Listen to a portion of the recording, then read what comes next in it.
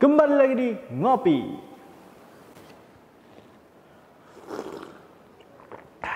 Ngobrolin api.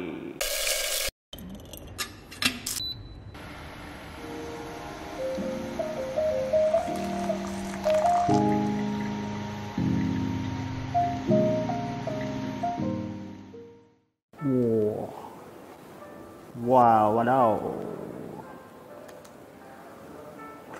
Master. Ya mas. Nih, aku nemu sesuatu yang sangat wadidaw. Ini nggak jauh dari kehidupan kita nih.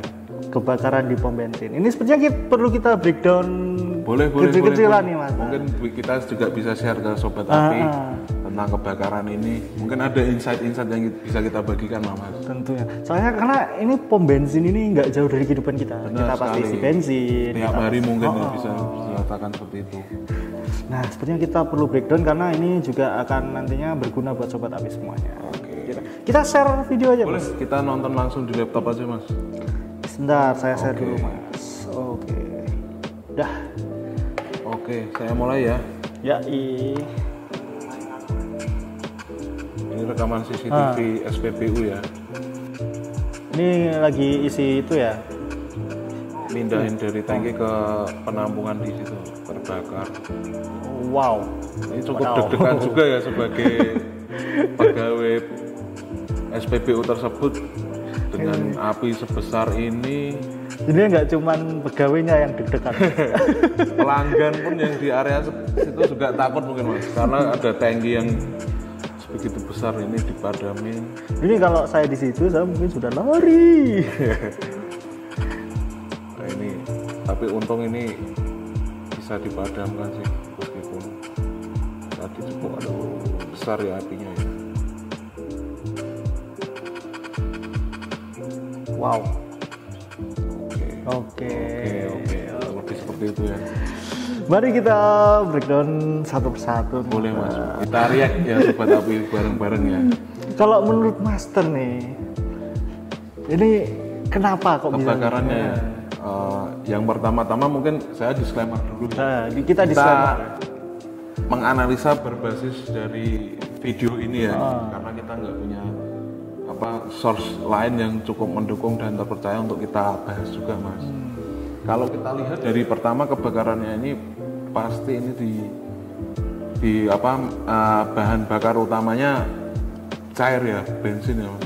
Bensin itu berarti kelas kebakaran B kurang lebih seperti itu. Nah untuk penyebabnya ini yang mau saya sorotin sebetulnya SOP-nya sih mas. Oh, SOP ketika melakukan pemindahan dari tangki ke ground tank ya, penyimpanan di SPBU itu. Yang pertama mungkin yang kita lihat tadi ya mas ya, mungkin yang saya ketahui penyebabnya bisa jadi karena ada listrik yang menyulut api. Nah itu listriknya dari mana itu kan kalau kita lihat tadi kan ya, benar. Kita kayaknya itu jauh dari tiang listrik atau kalau like that, gitu. Yang saya lihat ini seharusnya di dekat tempat ground tank itu ada yang untuk menyangkolkan namanya arde mas. Arde itu bersifat untuk membuat supaya listrik itu listriknya ground supaya tidak ada aliran listrik. Kan kita di mobil kan sekarang ada elektrikalnya seperti itu. Tahu.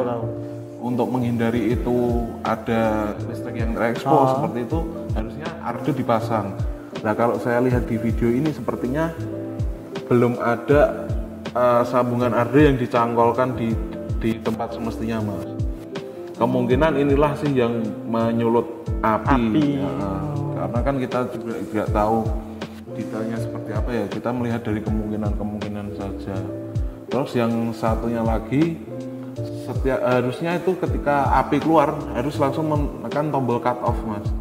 Jadi ketika di selang keran-keran tiap tangki itu ada tombol cut off. Jadi ketika ada insiden mungkin kelebihan langsung cut off itu. Harusnya harus ditekan cut off. Lah ini tadi malah justru langsung ditarik selangnya, orangnya lari, jadi kan mungkin masih ada tetesan BBM-nya makanya itu tadi gitu ya. Kebakarannya cukup luas loh mas, cukup besar dan meluas juga. Oh tadi ditarik tuh, bisa diputar lagi nggak pak? Iya ini kan kalau kita lihat lagi? Kita lihat lagi lah, itu baru dicoba dimasukkan. Api keluar lah, ini langsung ditarik. Artinya iya. ini kan ini ada ini mas, dari keran ini keluar sedikit. Dan ini harus mesti ini masih ada media minyak yang tersisa di situ, harus tekan cut off sehingga nutup. Nah ini biar ditarik. Nah ini tadi sebelum ditarik sepertinya udah tercecer seperti itu. Jadi langsung gampang banget kebakar gitu ya. Namanya pertalit gitu kan. BBM gitu kan. Harus itu supaya nggak parah lah mas. Untungnya ini tadi nggak terlalu banyak juga yang ikut yang kececer gitu, yang ikut keluar gitu.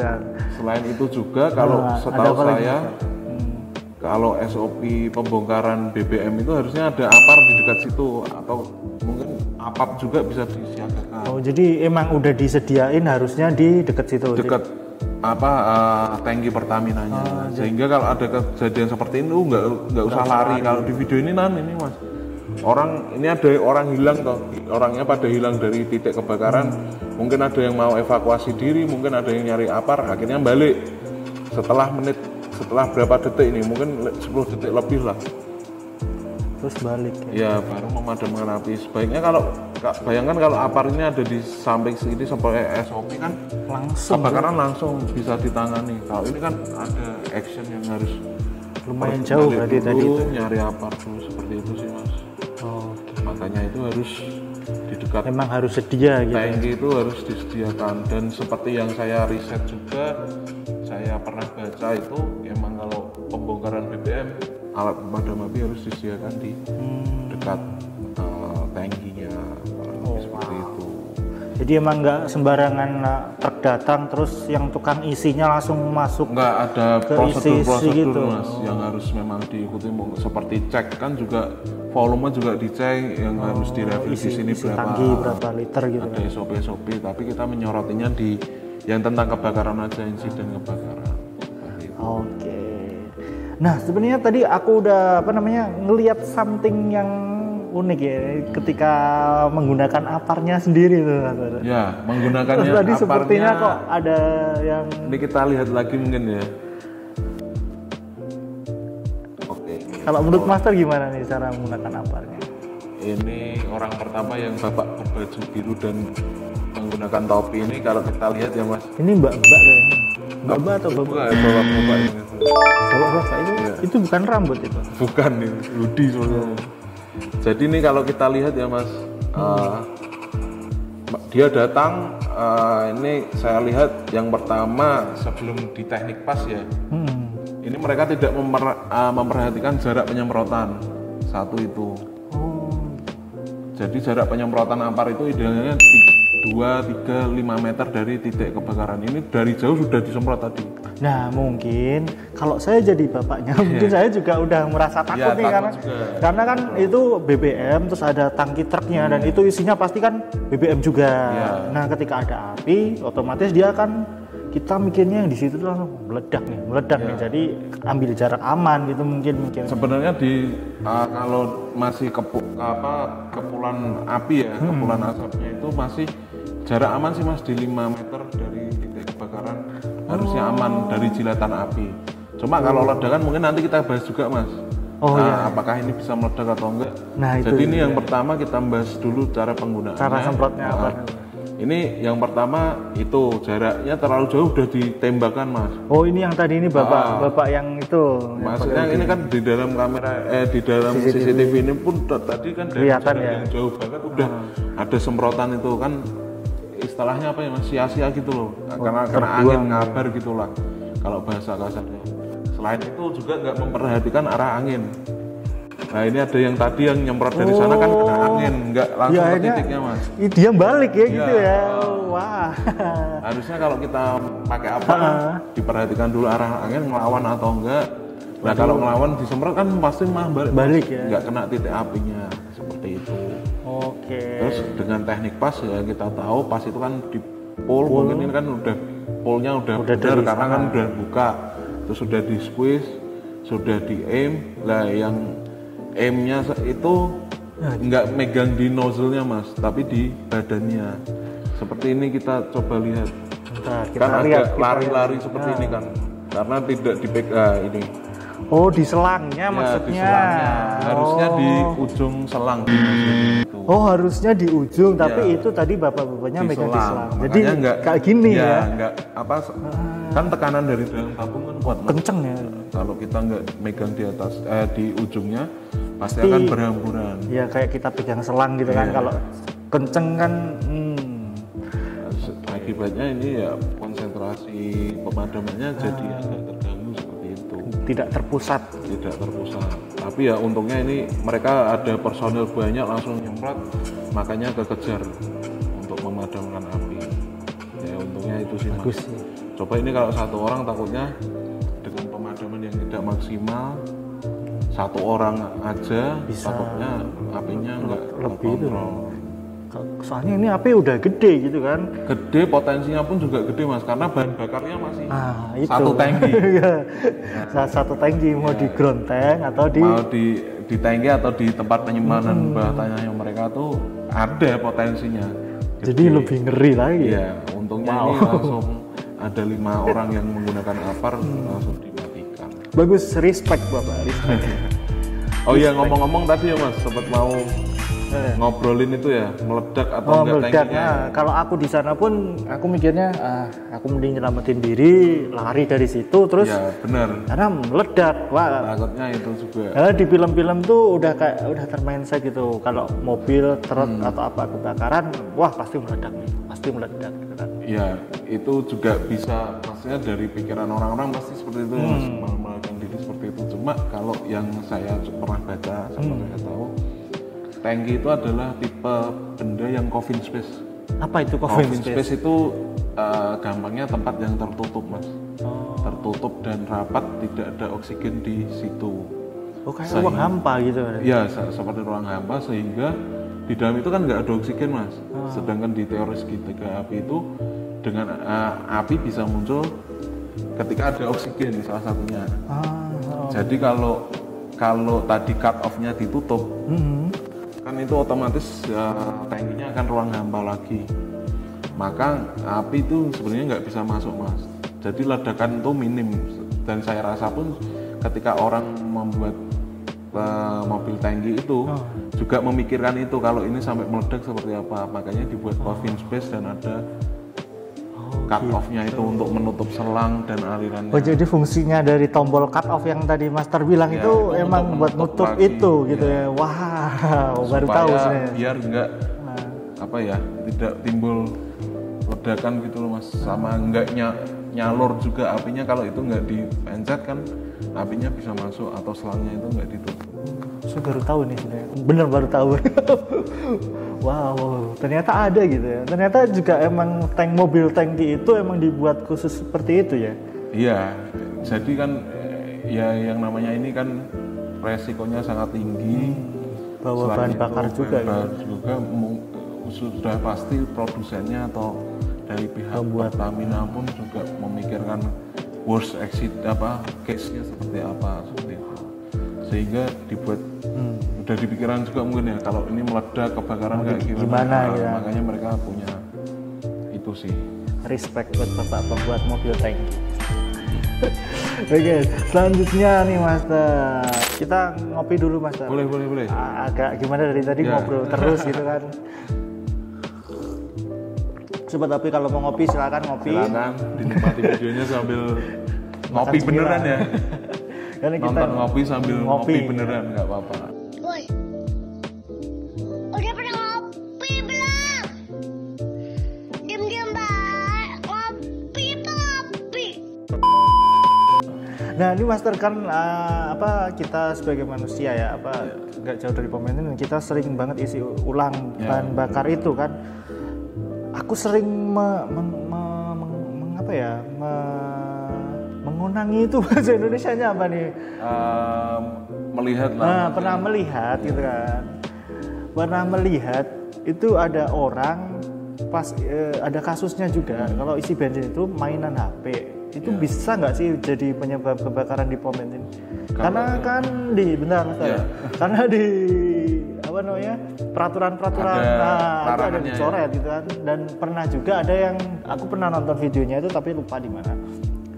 Handphone, telur sama handphone terus ditelepon itu kan telurnya bisa pecah Pak. Iya. Apakah benar handphone ini tuh bisa jadi penyebab kebakaran gitu di pom bensin ketika kita ngisi gitu kan? Kalau yang setahu saya handphone itu berpengaruhnya di radiasi sinyalnya Mas.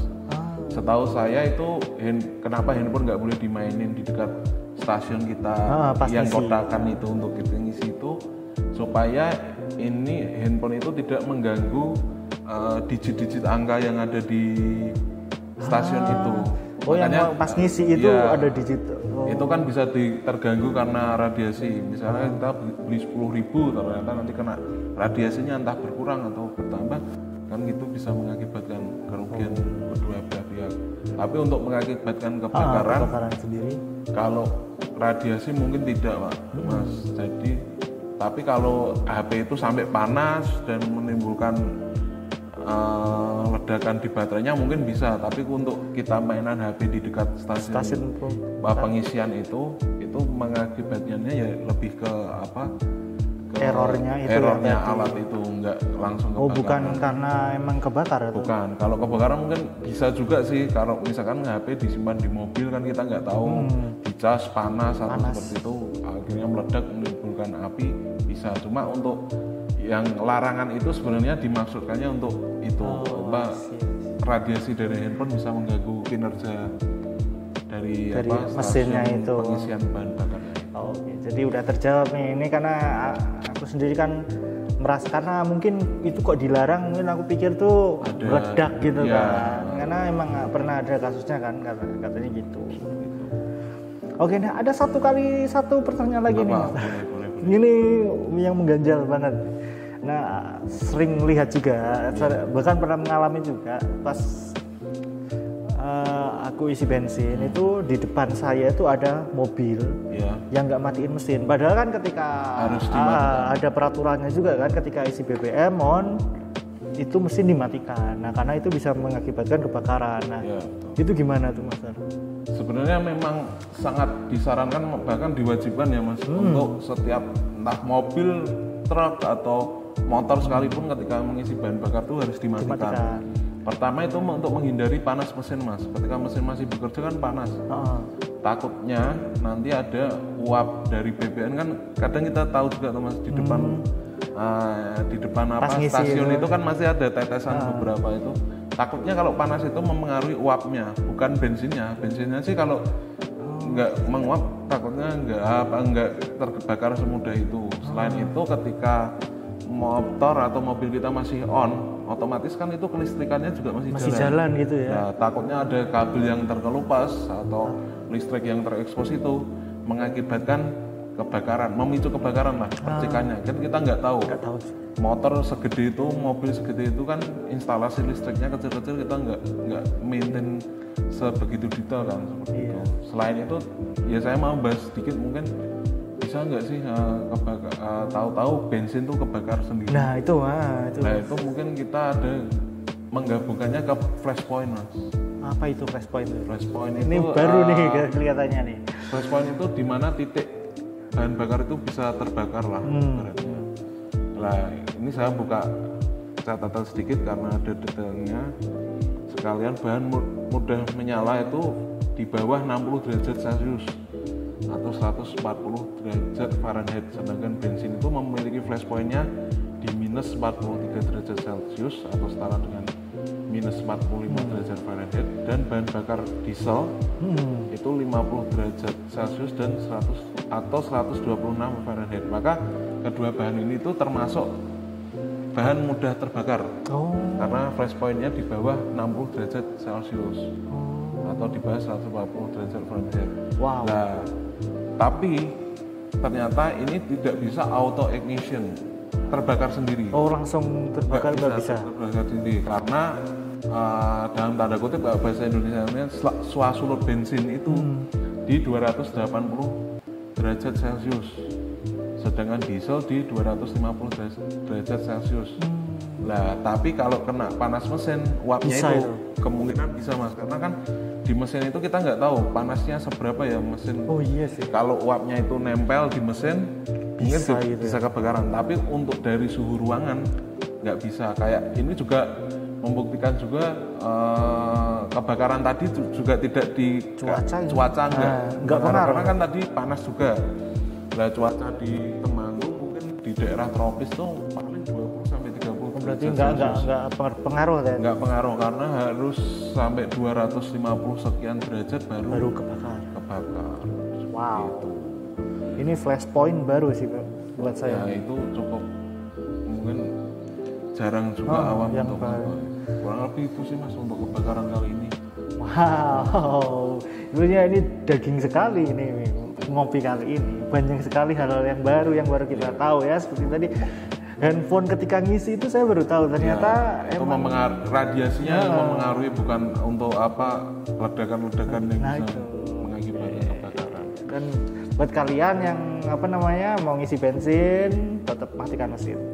Ya yang pertama matikan mesin, ikuti aja lah rambu-rambu yang di situ dilarang, matikan mesin. Sama HP nggak boleh main, jangan korek juga, takutnya masih merokok. Kadang kan kita ada orang sering, yang masih merokok di jalan, nggak taunya mau isi bensin udah di depan stasiun pengisiannya baru mematikan, kan itu bahaya sekali. Itu bahaya sekali kalau itu. Yang penting itu sih himbauan saya buat sobat api, ikuti itulah rambu-rambu peringatan di SPBU itu dibuat nggak semata-mata buat pajangan, nggak buat biasa, tapi itu benar-benar untuk diikuti. Nah kalau pesan-pesannya nih buat sobat api nih yang mau isi bensin, ya itu mas, yang pertama matikan kendaraan saat mau isi bensin. Kedua, ikuti rambu-rambu yang ada. Yang ketiga, jangan merokok, jangan main HP meskipun tidak berimpact langsung ya, kecuali ada eksiden yang enggak di luar jangkauan itu. Sama ya yang penting itu sih mas, ada tips-tipsnya enggak itu kalau buat SPBU yang mau bongkar muat BBM? Itu yang pertama yang bongkar muat ya, dari pelajaran yang kita lihat dari case ini ya APAR harus disediakan, wajib itu. Bahkan kalau di SPBU kan ada APAP itu mas, yang lebih gede, yang ada rodanya itu, troli itu kalau bisa juga disiapkan, APAR disiapkan, SOP-nya diikuti dengan baik, ARDE jangan lupa dipasang gitu. Jadi yang penting kita adanya SOP itu meminimalisir kejadian seperti ini bisa terjadi, kurang lebih seperti itu sih mas. Sama ya yang penting itu proteksi kebakaran dimaksimalkan, sama training mungkin ya. Training ya. Mungkin untuk pegawai SPBU mungkin bisa ikut training sih mas. Kita juga punya ada training gratis loh mas dari Gatol. Kita ada basic fire training, jadi biar bisa tahu cara pakai APAR-nya yang benar seperti apa, yang salahnya seperti apa, jaraknya, cara megangnya, terus cara membawa APAR ke titik api seperti apa, supaya tujuannya sih APAR itu maksimal mas untuk memadamkan api. Mungkin bisa ikut ya basic fire training. Ada lagi nih, kapan nih mas kira-kira? Belum tahu. Bisa lihat beberapa video-video sebelumnya. Live kita sebelumnya kita pernah upload juga mas. Atau ada juga single video yang bahas tentang cara menggunakan APAR. Cek aja langsung ke channelnya Gatol ya, Sobat Api. Oke, buat Sobat Api semuanya, terima kasih udah dengerin kita, udah ngopi bareng kita. Nah, buat Sobat Api yang punya video atau berita-berita kebakaran yang ingin kita bahas atau seputar kebakaran, silakan tulis di kolom komentar ya. Kalau mau ngirim video yang wadaw kebakaran, bisa langsung ke email, nanti ada di deskripsinya ya, emailnya Gatol. Oke, sekian dulu ngopi kali ini. Sampai jumpa di ngopi selanjutnya. God all, God for all.